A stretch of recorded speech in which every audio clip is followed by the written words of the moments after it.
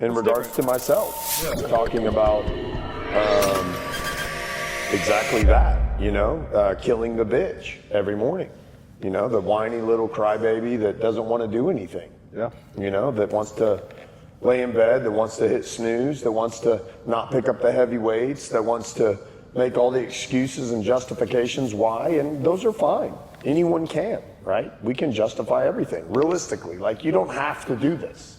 You don't have to do it, you know? But that is the bitch talking. Yeah, and it'll take over. You don't have to do this. No, you don't. That's reality. And that's the bitch.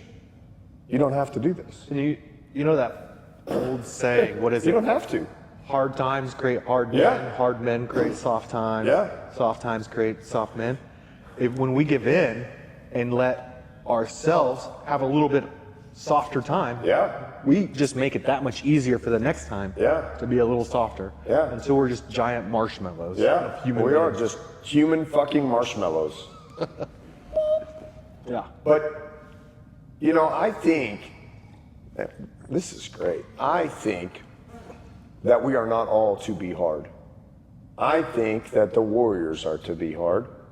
And I think that there are to be soft people. Because I will tell you what, when you come back from a fucking war, you want soft. We need soft. If we are all just hard, chiseled, tough fucks, I do not want to be a part of that life, I agree. But the hard motherfuckers, they have to protect the soft with integrity.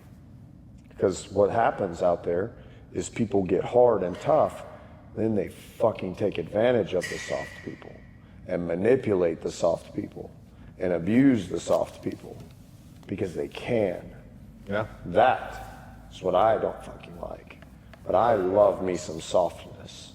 I want my daughter to be able to be soft, safe to be soft, because we need nurturers. We need healers. We need that, It's a desirable trait.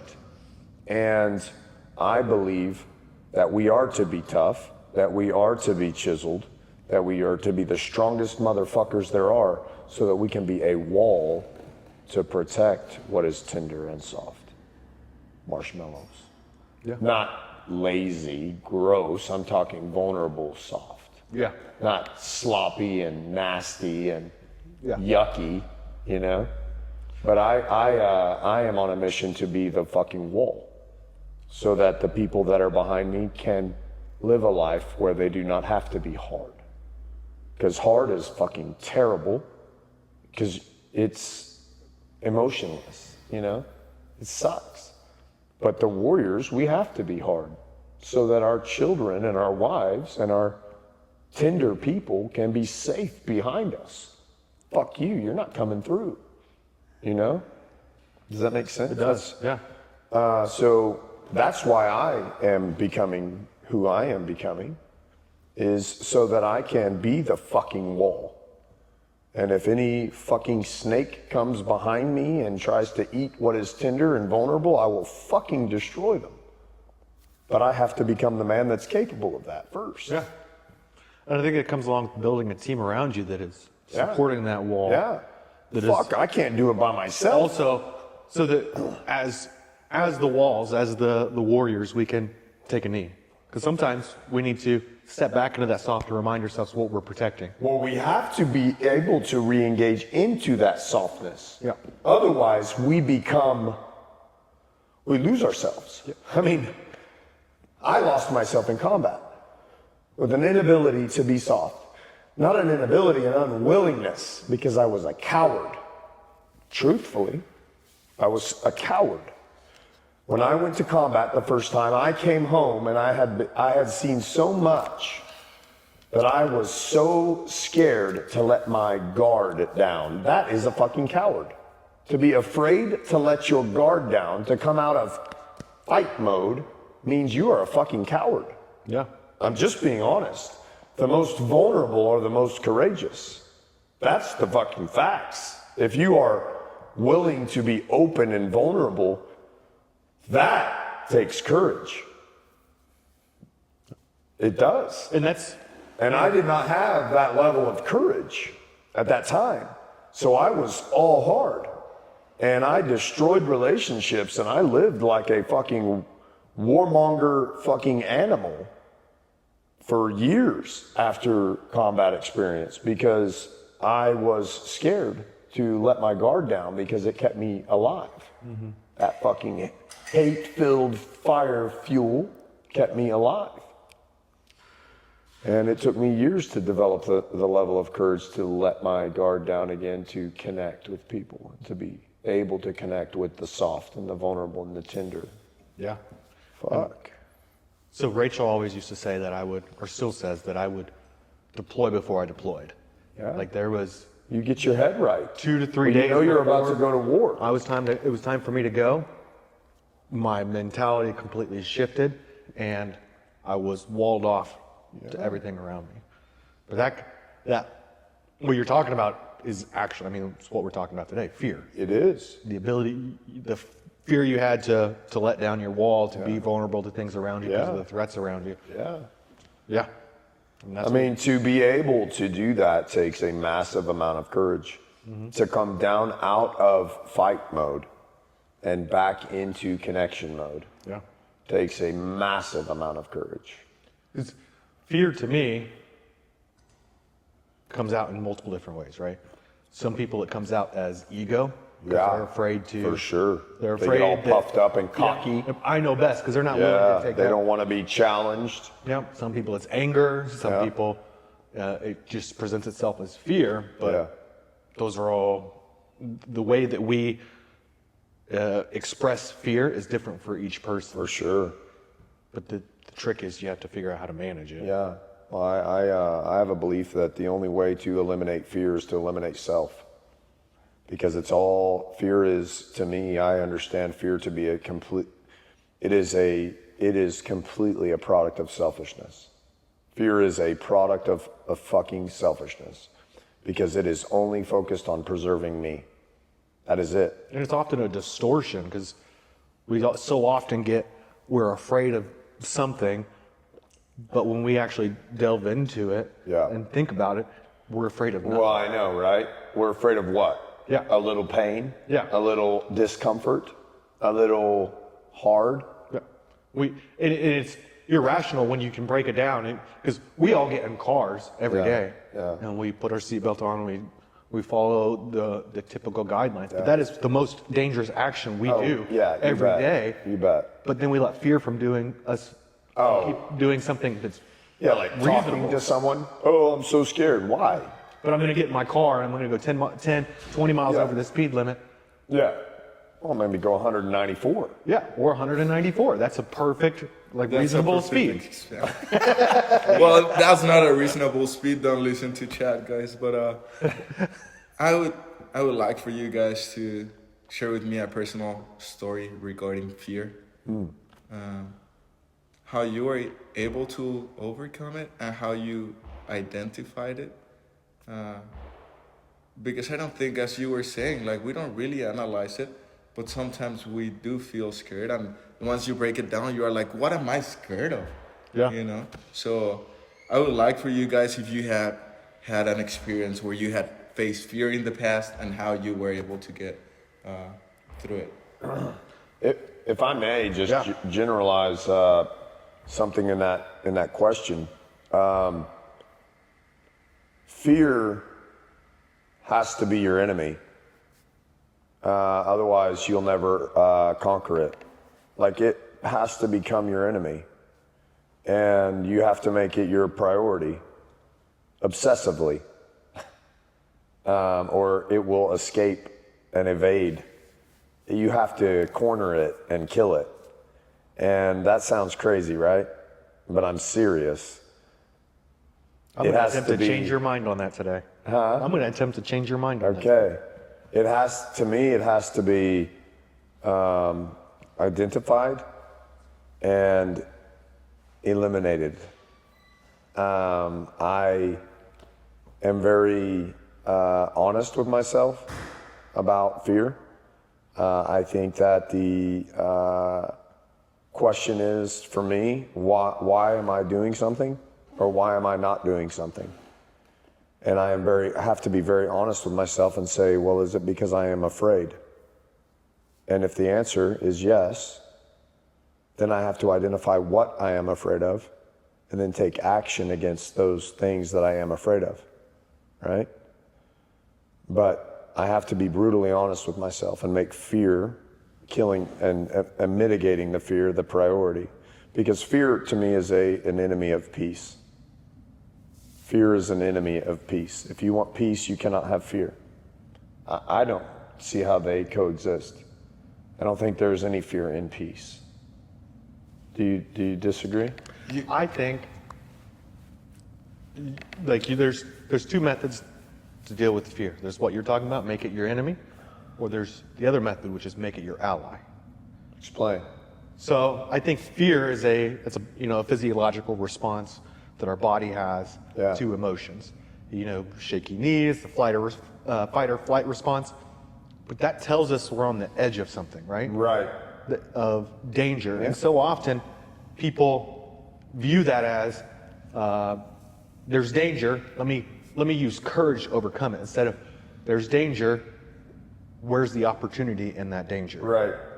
Because if you can make fear your ally, so often, especially in the business world and leadership world, as you're saying, fear is an ally in the form of it being an indicator. It's an indicator, but it's also that I respect. It's also a tool. A tool and an indicator. Because that should cue our analyzation of that fear to understand where the strengths, opportunities, weaknesses, and threats are. Right. So I don't think we're on different pages at all. I think that when identifying the fear, then it allows you to take action to mitigate it. Yes. Which allows then progress. Mm-hmm. Right? That is how I defeat it. Yes. So I say it is my enemy because I am strategizing to defeat it. Right? It is utilized as an indicator, and that is why you are calling it an ally, because it is an indicator. But then I strategize to defeat it. Does that make sense? You both guys are talking about the exact same thing. We are. I think we are. If you look in history, like Winston Churchill had a famous. Yeah, so how do I destroy that fear? That fear indicated that there is a problem, that there is a risk, right? Yeah. How do I eliminate that fear? I don't just jump and do the thing and die. Right?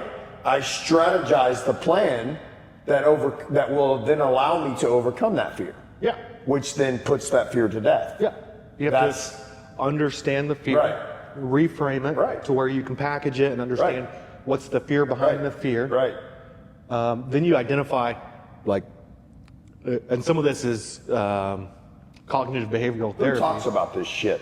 We just went real fucking deep, Lane Johnson. But this is how I think. But in cognitive behavioral therapy, you take that fear and you say, this is what it is. Yeah. And then you identify, is that a real fear? Yeah. Like, is that threat real? Yeah. Is that irrational? Yeah. Is this all in my head? Yeah.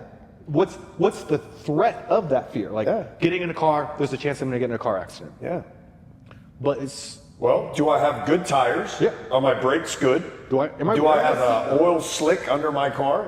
Yeah. If the answer to those questions is yes, then by God, fix those things so that you can eliminate that fear. Absolutely. I would not go 194 miles an hour with threads showing on my tires and a knocking rod. Absolutely. I would not. Yeah. So what is it? If I am afraid to go that fast, identify why, fix those things, and overcome the fear.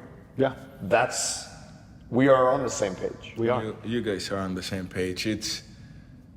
It's nice. You see it as an ally because it's pointing out something that it's an indicator. It's and a then, red light. Yeah, it's exactly. And then you're like, okay, that shows an opportunity, and that opportunity is gonna allow me to change something that it's bad. To come back and strike. But I think that's my belief. Historically, so Winston Churchill, when he was in office, and the Nazis were coming to, straight after England, he gave a famous speech, and at the end of that speech, he says, "We will never surrender." but everybody was terrified, you know? But that was an opportunity that he took with that fear and keeping that fear in mind. And the same thing happened after 9/11, to unite the country around that fear. And that unite for a purpose. Yes. And we did the same. I mean, if you think back to 9/11, after that happened, how patriotic America. Well, I enlisted in the United States Marine Corps after 9/11. I quit college and enlisted to be a fucking scout observer after 9/11. And that became a uniting factor for America. Well, it was an evil strategy, unfortunately, because the intent was not of goodwill. Correct. But yes, it is a tool. Yeah. It is, but it isn't to be manufactured. That's where 9/11 was the problem, because that fear was manufactured for intent. Yeah. But I think also you don't see me manufacturing fear. What almost scares me more than anything is the absence of fear. Like if I don't have fear, well, I think the absence of fear is foolishness and ignorance, or it's laziness, right? If I'm lack of give a shit, yeah, lack of concern. If I'm not afraid, maybe I'm not dreaming. Maybe I don't care enough. Yeah, yeah. If in my daily life actions that I'm taking do not spark some kind of fear, maybe my actions aren't big enough. Yeah. You know, I can sit in a cubicle somewhere and produce the same report every day with an absence of fear, but that's not what I'm meant for. Right.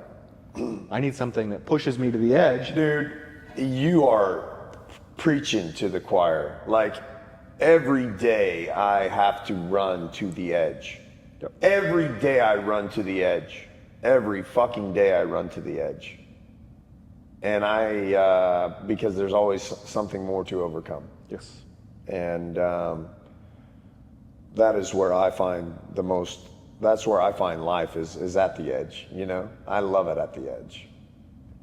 And it's interesting as you overcome fear and you build a strategic life and you develop capabilities that allow you to mitigate those fears. It's almost as if you're building a bridge. You know, you're going further, like the edge goes further out. Does that make sense? It does. You know, the edge used to be here, but as I go to the edge every day and overcome and develop and develop and overcome and develop, the edge moves further out. Yeah. You know? And you can take things a little bit further. Yeah. And you can put those mitigating factors. People aren't going to understand a fucking word about what we're talking about when they watch this. You don't think so? No, I don't think so at all. I think they will. I think there's a lot of people that will understand, and I think it's not just fear, but the risk that you're willing to take. You know, and things that are in our daily lives. I see it in my mind when I'm speaking it, and but I don't know that others, that our audience will be able to see it. I don't know if we're communicating it well enough for them to understand If it. not, we'll get an opportunity to get better, because it's an important message that we need to share. What he was saying with the office and the risk, maybe the risks are not built big enough, or what you're saying about building a bridge, but I think you have something really big that is gonna help us solve fear, and it's preparation. You know, like as you were saying with the tires and with your car, you just don't go out there and you are like, I'm fearless, because that would be foolishness. Foolishness. But then I would like for us to think and pin down some points, some actions that will allow us to... Like a real life scenario. Like a real life scenario. Back to your question. And maybe not regarding that question, but how people can overcome it. If it's preparation or... So, it took me a long time to understand this in the relation to combat and war fighting. The way we were taught to overcome fear was through building confidence in our training. And what we did day in and day out, creating the muscle memory or the automaticity of, you know, magazine reload drills, contact drills to know what to do when the enemy attacks you. It's building confidence in yourself and in the people around you. They have that training, and that you know when you get shot, this is what you're going to do, and you're capable of doing it. Now, why be afraid? And I trust the person to my left. I trust the person to my right. The people I put in my life. and what their actions are going to be Yeah. because we've trained this. Yeah. And that's something in my life I do all the time is when there's something that I'm afraid of, I analyze it, but it's been built into me time after time to what if everything. You know, if that was preparation going into a patrol, we're going to this location. What if we get hit here? Well, I know there's cover and concealment at this location. I know that this radio reaches this person. I know, and the same thing applies in the business world and the leadership world. If you train and you what if these situations, what if we're a little bit short on payroll? Yeah. Where's that money going to come from? Well, let me think about that now when I'm not Yeah. in the situation to come up with those solutions. Yeah. What if someone doesn't show up to work tomorrow? You develop your plan preemptively. Yes. So that when the time, or if the time comes, you move right into that plan. What if my manager... Do you do that in your head all the day, time. every day? All the time. I do as well. I always have a plan. Yeah. There's always a plan.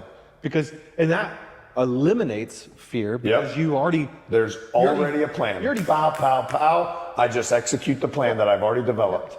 Piece of cake. And sometimes that means you are executing it before it happens. Like if To mitigate Yeah. the risk.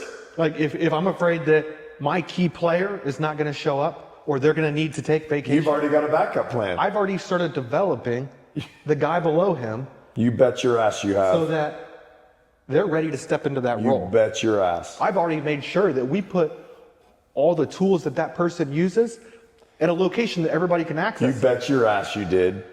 So that, To eliminate any risk of failure. yeah. And then rather than figuring out the fear, I've already taken care of it. And it just became an opportunity Yeah. for someone to step up. Yep. An opportunity for me to execute a plan Yep. to develop the next plan. Yep. It's learning opportunities. Yep. Because if we're Now, really how do you get someone to think like that, Lane? you teach them. You have to talk. I mean, most people don't think this way. No, they do not think this They level. also have never been told to think this way. I understand. And the That's first sad. the first step is to tell someone you should think this way. You should think. Because the second we assume that they are or expect that they are doing something they've never been told was a thing, we're not going to get there. Right. But I think that we can prepare for these things and we can train these things. But the biggest thing I think is, or one of the biggest things, because I don't know how many times I've said the biggest thing. We have many big things over There's there. eight You know? biggest- The biggest. We have eight biggest The biggest thing is courage Well, I think and commitment. if we can reframe what we think failure is or a mistake, and instead of saying we failed, say we learned, we take those failures and use them as opportunities to know that doesn't work. Yeah.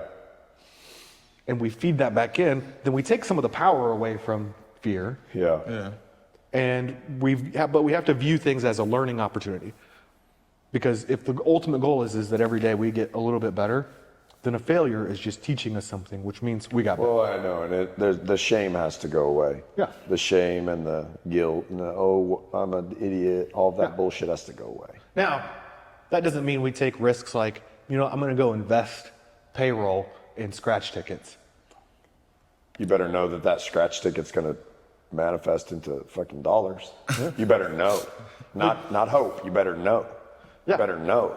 Not hope. Payroll is not your money. No. But You better know and not hope. you have to take those risks knowing that there is a way you can come out of it learning something if you fail, but that the failure is also not going to upend the world. Right. 100%. And your world is not such a big deal, but when you start upending in other people's worlds and their lives, I have a very high level life insurance policy. Intentionally. Because I take risk. yeah. But I think that's how where the training to deal with fear begins is the ability to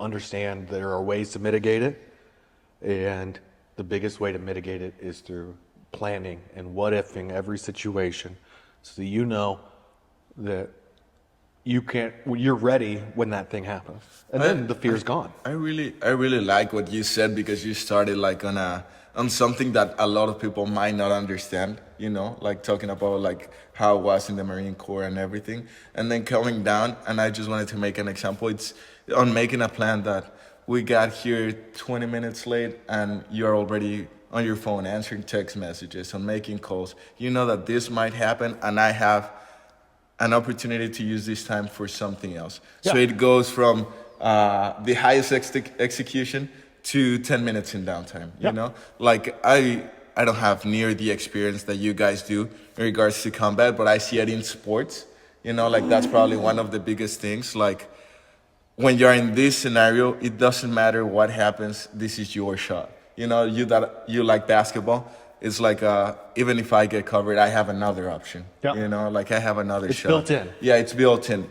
And that comes from preparation. If Stephen Curry takes a shot from half court, it's not the same that if I do it.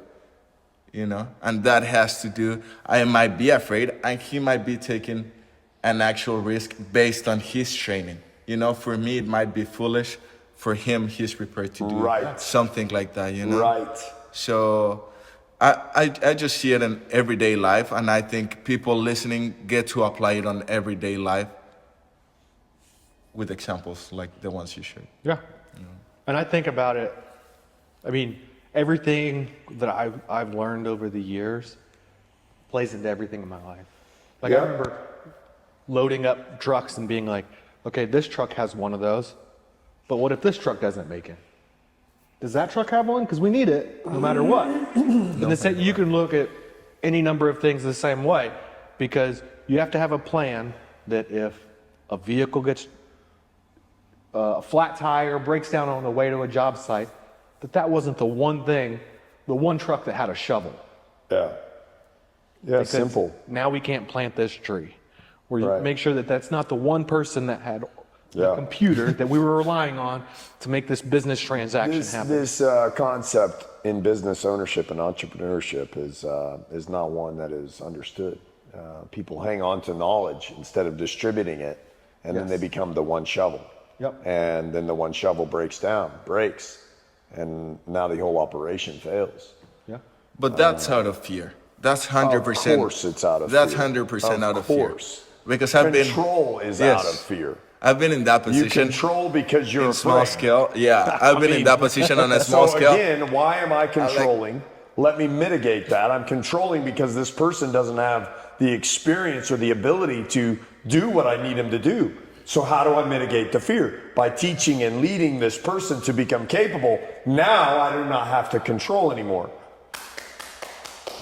I used to be problem fucking solved. It isn't complicated, but people don't understand it. When I first started thinking like I need to empower people more on how to do their jobs, I was terrible at it. They'd come to me and I'd be like, hey, I need you to do this task. I trust you to know how to do it. But the right way is, and I would tell them what the right way for it to be done is. I failed But do it exactly like this, by God. Yeah, but here's the right way. Here's how I would do it. Here's how I would do it. You know what? I'll just do it. Yeah. I was so terrible at it for a while. I have come into the place of conceptual teaching and allowing people to use their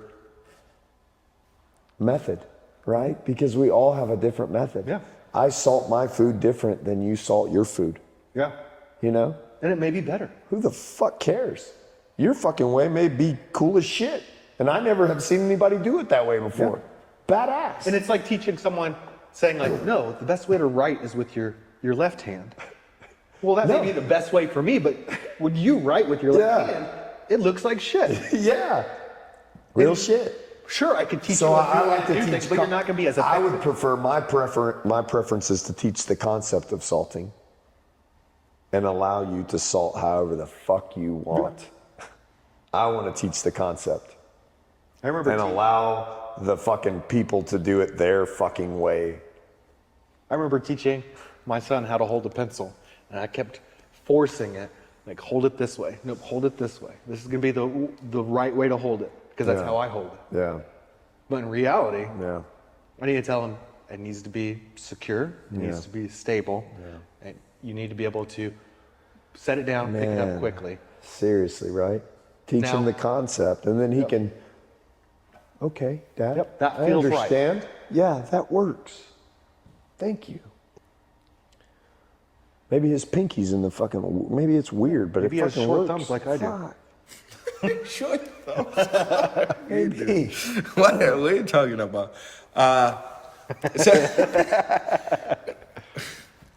Something that we put on our notes, it was, okay, we've talked about fear. How can we celebrate courage and overcoming things like that? What's a way that you do it for yourself? Do you ever do something like that? Or are you just like, this is who I am, and that's it? It's dangerous. I think celebrating courage is dangerous because it can very, very, very, very, very quickly come into pride. Okay. And then out of pride comes more fear. So for me, celebrating courage, I think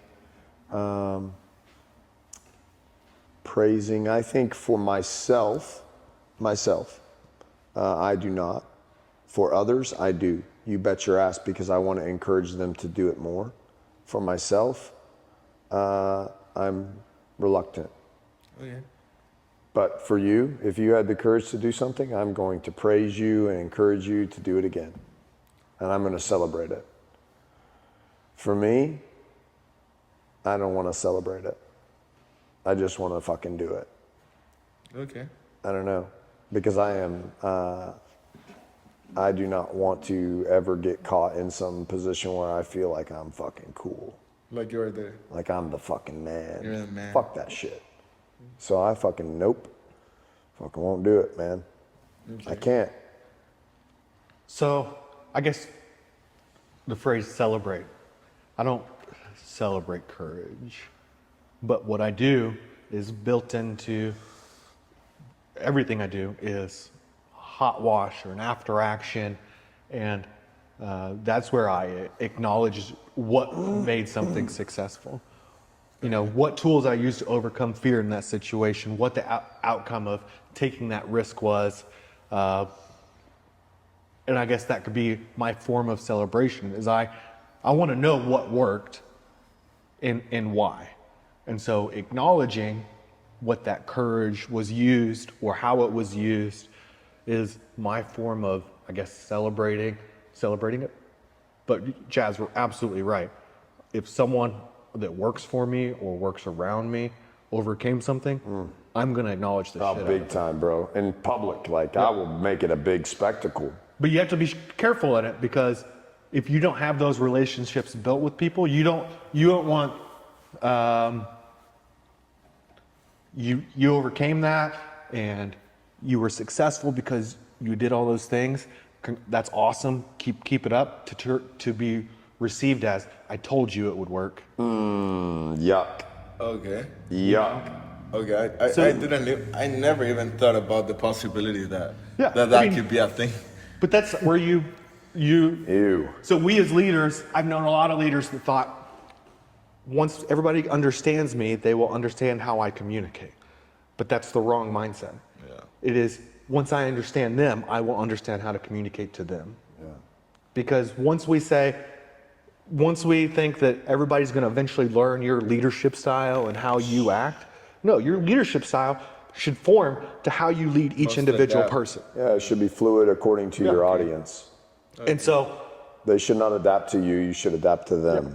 So in the beginning relationships of leadership, you have to take the time and understand how people receive you, because you start walking in, and if it comes off as I told you, or I knew that would work, or you come off as I know the best way.